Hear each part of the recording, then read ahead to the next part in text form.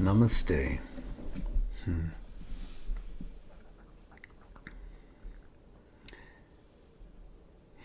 In Pondicherry already it is City Day. Here in America we're on the verge of City Day. The 24th of November reverberates to us still. And there's no question as to why. When Sri Aurobindo chalked out a future for humanity in the scheme of a cosmic evolution in the pages of the Life Divine, he had in mind that it would not simply remain as a metaphysic, as a theory, but it would be accomplished or attempted, a genuine, sincere effort made amongst humanity to bring into concrete reality the ideals of oneness and human unity and soul sufficiency beyond the drab life of the ego. So, from the inception of the Arya, where the Life Divine was serialized, all the way up until it concluded, after he had set down the actual writing of the Life Divine and the journal Arya came to a close in early 1921, for a period of years, he was working with she whom we call his radiant collaborator, whom he named as the Mother, to establish a genuine effort. As it took shape, it brought in a number of people to work alongside. There was never any question that Sri Aurobindo was the primary agent of ascent and the first topic of transformation. The Mother, his collaborator, was with him, striding side by side.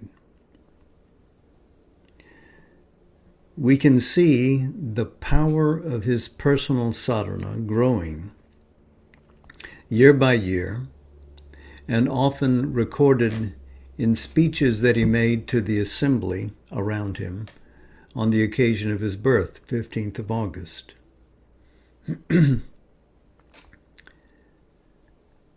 When he reached his birthday in 1926, there had been building in the atmosphere around him and in the lives of the many who were following him a great power, a great force, pressing as if from above, trying to find its way into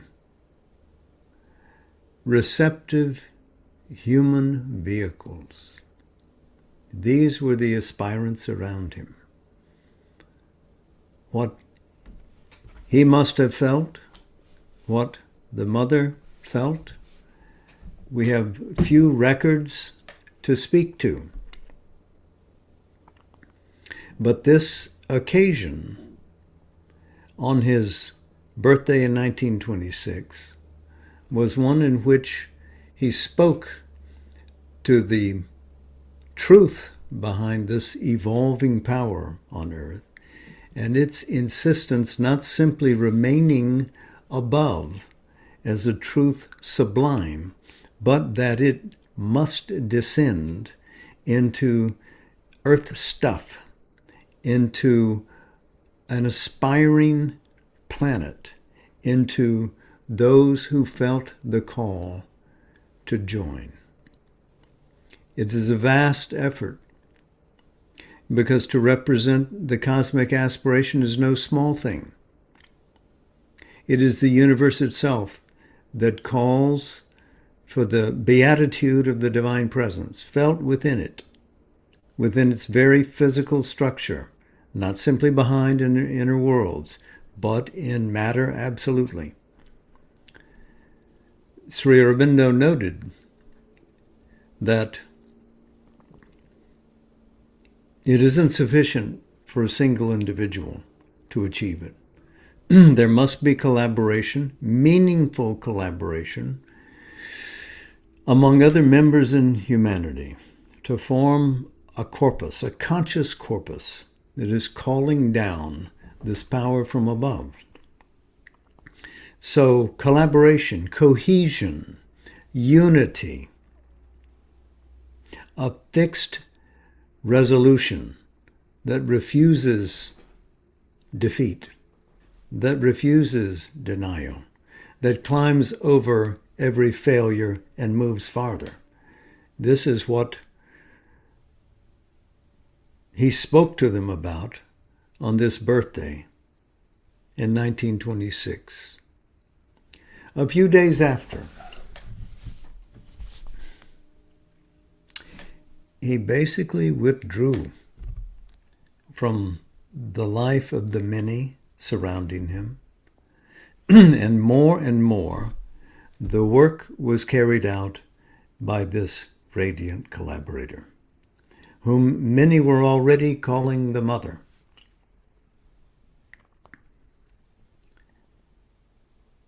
She, with the advent of so many, was beginning to shape what would become the larger life of the ashram. When the 24th of November arrived,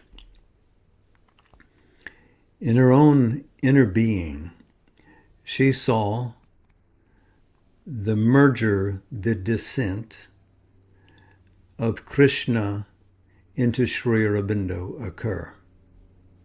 She witnessed it. She was an agent to provoke it in a way, agent provocateur. She asked Krishna if he would not come and assist Sri Aurobindo in this task to divinize earth, to enter into matter. And Krishna instantly obliged and said yes. And she saw Krishna merge into him. Now these are inner events. And I know that people want to tell stories and luxuriate in them, comfort themselves with extended mythological treatises about this. But it is an inner fact. Sri Aurobindo acknowledged that Krishna had descended into him that day, Krishna representing the overmind, the Anandamaya, from the overmind level. Remember, in his terminology, on this day, 24 November 1926, there is no overmind in his conception. This vast descent may have been considered to be supramental at first. It was not. Later he distinguished. But what is true, again, is this merger into him of the Krishna consciousness. And something similar is true of the Mother. You look from outside and you see this magnificent figure like a Himalaya in Sri Aurobindo, but you don't know what his interior being is unless you have that consciousness. Some were entering into the fields of his consciousness and could feel vibrantly what this meant, what was building in him. Others could simply gaze and wonder at this seemingly miraculous figure before them who, so silent, was full of melting love, was vast as the universe. But the Mother, too, while she had come to Sri Aurobindo as early as 1914, in a dozen years had transformed mightily.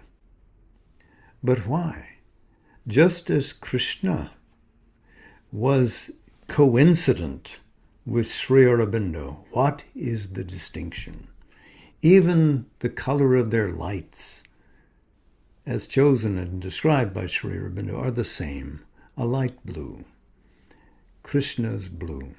When we think of the Divine Mother, we think of the vast Maheshwari, Mahakali, Mahalakshmi, Mahasaraswati, all of them coincident in this human vehicle whom they had known previously as Mira. Now, it would take a deep gaze to see what she actually was. In her too, the human had become coincident with the divine. In Sri Aurobindo, the vastness of the universal, of the transcendent, had become coincidental with his human visage, with his corporeal structure.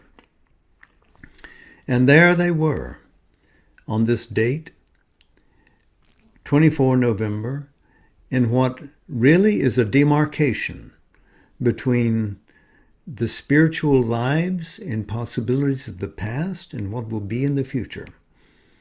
Because this is a summation, this event, when a great power has, in a way, brought to culmination all that other spiritual paths have been seeking since we could record history. The vast silence of Brahman, the dissolution of the ego of Buddhism, the all-in-one Brahman of Vedanta, the picture of a person who holds within its own being all these states at one and the same time, is expressed in the Gita. All of these possibilities in every religion, in every spiritual path, they have been captured, they have been essentially realized individually here and there, but in these two, the Mother and Sri Aurobindo, we have a perfect culmination. And an honoring of all of those different approaches to the divine consciousness. None of them should be rejected. All of them should be brought into us. All of them should be synthesized in a larger spiritual experience, in an engulfing reality, in an oceanic consciousness that accepts every river of inspiration and experience and realization into itself. This is something that is at the center of what begins there. This great realization in Sri Aurobindo, where this mighty consciousness, sublime, seemingly supreme, descends into the very cells of his body, and he does not flinch. He does not register any trembling sensation in the immensity of that descent and the perfection of its reception. It settles into him and becomes solid. This is a golden reality that is a feature of Sri Aurobindo's life from then on. The very hue of his body changes and becomes lustrous. Where before it had been swarthy, over years it had been lightening, goldening, as if the flesh were trying to speak of what living gold supreme consciousness might be in the human form. This came down. About a year later, as you'll remember, he describes it as overmental. It was the descent of the overmind, not the supermind. But the overmind is again the culmination of the whole history of spiritual human life. So now, done, complete, we can step beyond towards the supramental ascent itself. So the supramental phase of his yoga could be said to begin on the 24th of November, 1926. Other things also happen on that date. Sri Aurobindo says, I shall no longer be in your midst. From this point, the mother will guide you in your sadhana and have control over the affairs of the ashram. Simply stated, and a new life begins for the community. Sri Aurobindo and the mother leave the room where there has been roughly an hour's meditation of stunning silence and of grandeur, of inspired speeches. Afterwards, Datta says those memorable lines about Krishna has descended and he has conquered death and suffering. And still, there is a question on the minds, in the minds of some, as to what does this mean? We no longer have access to Sri Aurobindo. We didn't know she was the mother. Some felt it, not all, and they had to learn to adjust. This was a period of some churn in the ashram. Some people left, others came in. And as they came in this new community that was fashioning itself, that would be a representative body, in a sense similar in structure to the nature of the earth as a whole, so that what happened inside this corporate life would have an impact on the universal life, and what values were realized in each individual would have meaning for the all in the community, and again stretch out into the cosmos, into the larger earth life. All of this was working as Mother began to shape departments and advance people's sadhana. If they were open, she could impart to them new ranges of consciousness, discover in them new facilities which had been sleeping. Nirodbaran, the doctor, seemingly a forever prisoner of the physical consciousness, learned through Sri Aurobindo how to write surrealistic poetry. Champaklal, who was pretty good at carrying things around and cooking, learned how to be a painter. Those who already had considerable artistic powers were furthered in their expression. So in many ways, the community begins to flower, and some people who have merely been theoreticians, philosophers, take up physical tasks and become quite good at organizing material life. And actually, everybody had some work to do. In that ashram, even in its earliest days, it was not all done by the sadhaks. They invited people from outside in, paid laborers from the Tamil community around. Probably a third of the people there, 60 or more, were involved in paid labor for the ashram. They worked alongside the ashramites.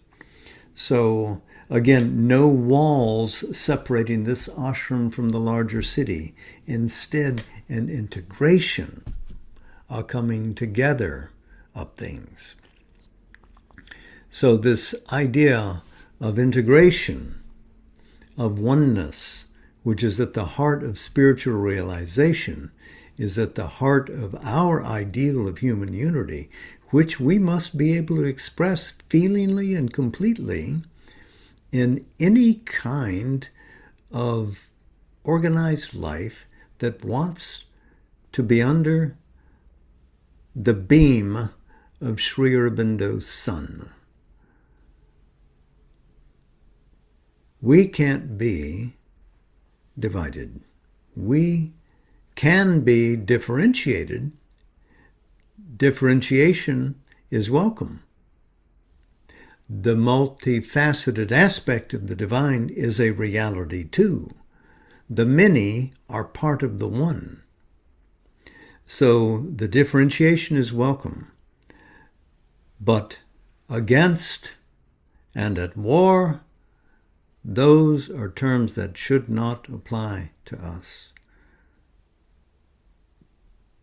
But we will not be defeated by darkness, and we will not surrender to the murderous asuras. But if we have any important goal, it is to realize the nature of the soul and be good and true and beautiful and live from those values. Strength, courage, these also are aspects divine in nature. They too are welcome. They too are part of the fierce fire of Agni as he expresses himself in us. Agni, the Devata of the psychic plane, who is at once supramental and universal and individual. So that is the truth in each of us. Each of us. But we will not invite division. We will work to install unity. Because our experience of the divine is an experience of oneness. In that sense, Vedanta is right. There are not two. There is only one. Ishvara and Ishwari are one.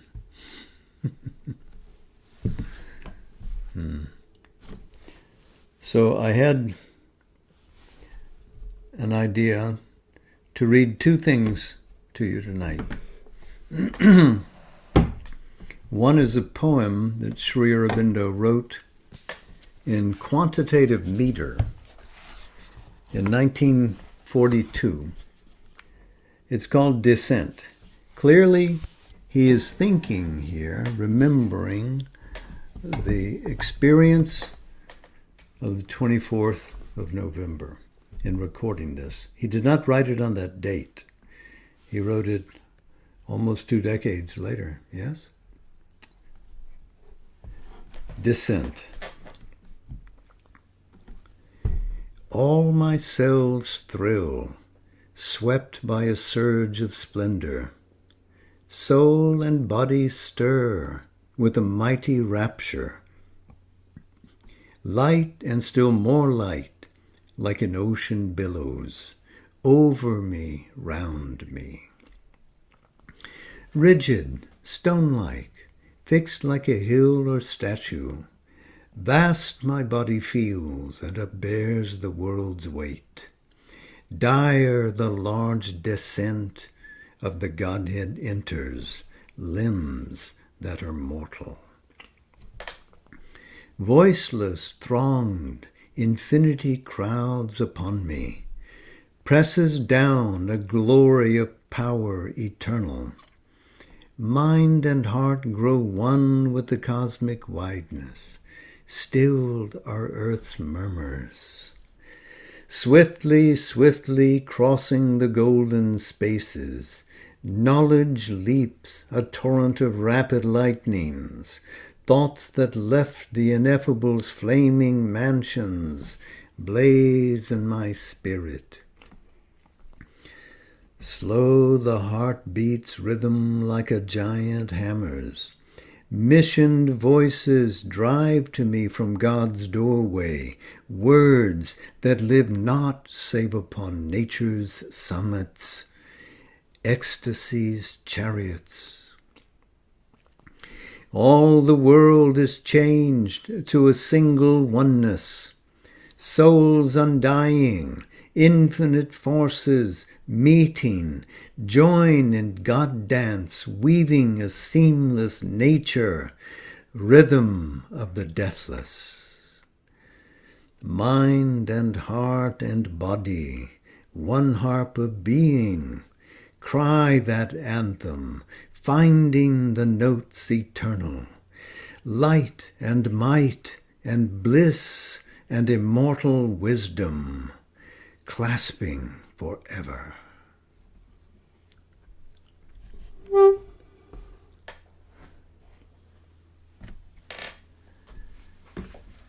But there is Savitri.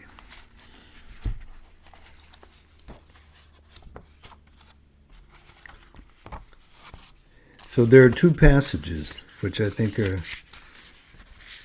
relevant to this event, Siddhi Day, the day of fulfillment.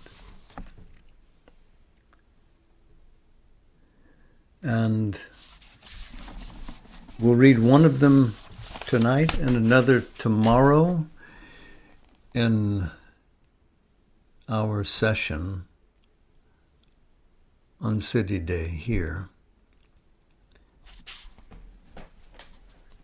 Tonight, Canto 4, The Secret Knowledge in Book 1.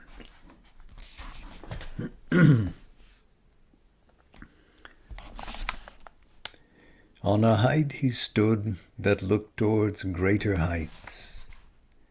Our early approaches to the infinite, our sunrise splendors on a marvelous verge, while lingers yet unseen the glorious sun. What now we see is a shadow of what must come.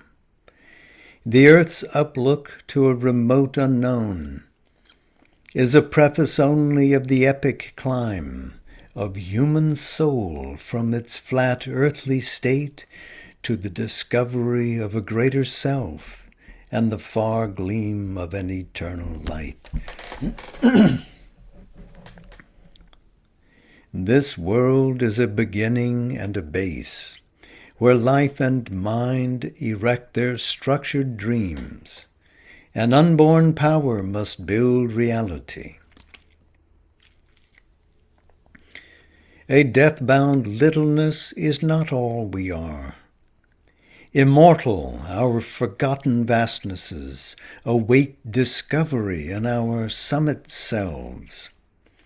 Unmeasured breadths and depths of being are ours. Akin to the ineffable secrecy, mystic, eternal, and unrealized time, neighbors of heaven are nature's altitudes. To these high-peaked dominions, sealed to our search, too far from surface nature's postal routes, too lofty for our mortal lives to breathe, deep in us a forgotten kinship points, and a faint voice of ecstasy and prayer calls to those lucent lost immensities. Even when we fail to look into our souls, or lie embedded in earthly consciousness, still have we parts that grow towards the light, yet are there luminous tracts, and heavens serene, and Eldorados of splendor and ecstasy, and temples to the Godhead none can see. A shapeless memory lingers in us still, And sometimes, when our sight is turned within, earth's ignorant veil is lifted from our eyes. There is a short, miraculous escape. This narrow fringe of clamped experience we leave behind, meted to us as life, our little walks, our insufficient reach. Our souls can visit in great lonely hours still regions of imperishable light, all-seeing eagle peaks of silent power, and moon-flame oceans of swift, fathomless bliss, and calm immensities of spirit space. In the unfolding process of the self, sometimes the inexpressible mystery elects a human vessel of descent. A breath comes down from a supernal air. A presence is born. A guiding light awakes. A stillness falls upon the instruments. Fixed, motionless like a marble monument, stone calm, the body is a pedestal supporting a figure of eternal peace. Or a revealing force sweeps blazing in, out of some vast superior continent, knowledge breaks through, trailing its radiant seas, and nature trembles with the power, the flame. A greater personality sometimes possesses us, which yet we know is ours. Or we adore the master of our souls. Then the small bodily ego thins and falls, no more insisting on its separate self, losing the punctilio of its separate birth. It leaves us one with nature and with God. In moments when the inner lamps are lit, and the life's cherished guests are left outside, our spirit sits alone and speaks to its gulfs. A wider consciousness opens then its doors, invading from spiritual silences. A ray of the timeless glory stoops a while to commune with our seized illumined clay, and leaves its huge white stamp upon our lives.